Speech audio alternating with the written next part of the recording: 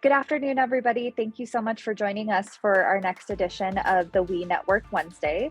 My name is Emily Raymond, and I'm with Goodman Schwartz Public Affairs, and we've had the pleasure of representing the Women's Foundation for the state of Arizona down at the state legislature for many years now. I'm jumping on today to give you all a brief update on the state budget, which is going through the legislative process right now, so we'll dive on in. As you all may be aware, there is, during legislative session, the forefront of session is focused on legislation, actual bills going through the process, and then at a certain point in session, the bills start to slow down and we start to shift to focus on the budget, which is where we're at now. Last night, there was a push over in the state Senate to push the budget through, and at about 4:30 a.m., they finally passed the budget. Some context for those of you who are tuning in is that based on projections of revenue, we have a lack of available ongoing funds, which means that most of the investments that the state legislature is going to be making with this budget are one-time allocations. So that's a project that could use one-time dollars versus something like a new employee, which a salary is an ongoing cost. So most of the investments that we're going to highlight today are one-time costs. As I mentioned, the budget passed last night in the Senate. It was bipartisan with support from the executive, we anticipate as well. So we anticipate that Governor Hobbs will be signing this budget. Today it's going through the House of Representatives. It's already gone through some of the initial process, and it's likely to go up to the governor this evening. And as I mentioned, we anticipate that she's on board and will be signing. A few things that we wanted to highlight that are relevant to the Women's Foundation for the state of Arizona's interest in this budget are below. I'm going to just go ahead and list them off for you all.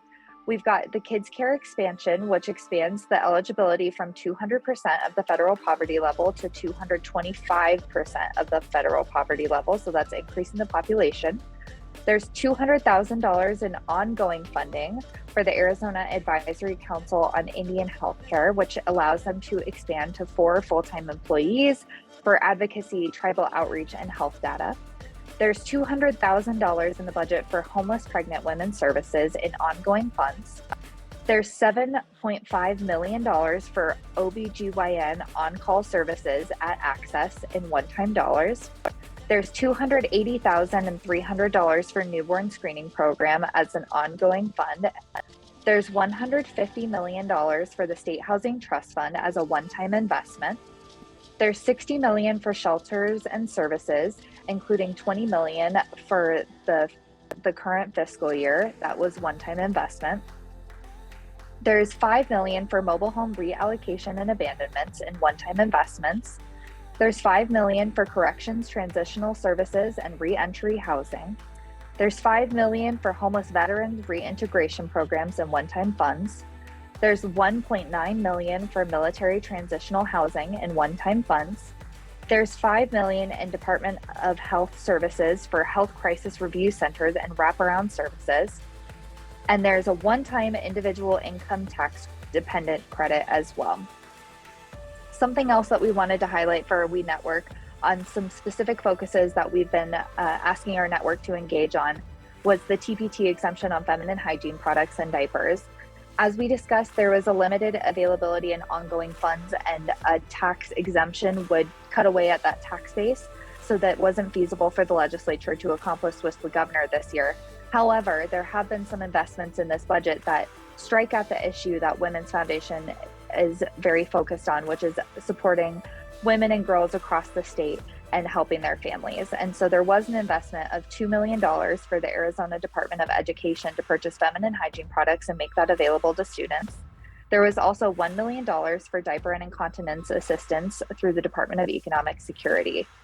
Additionally, we wanted to highlight that there is an expansion for the Healthy Families Program in the amount of $2.5 million. As some of you may recall, we were hugely integral in advocating for that funding last year as well. And finally, we wanted to highlight for everybody that there is $2.5 million for the Department of Health Services to fund the Nurse Family Partnership Program as well. So we're really excited to see all of these wonderful programs and investments in our budget this year, and look forward to seeing the governor engaging on this afternoon. following the budget, the legislature does have some more work to do on other legislation that's moving through the process, as well as director nominations confirming and hearing those nominations that came from Governor Hobbs. So we don't have specific information on when the legislature will formally sine die, given those outstanding items, but we'll continue to keep our network posted.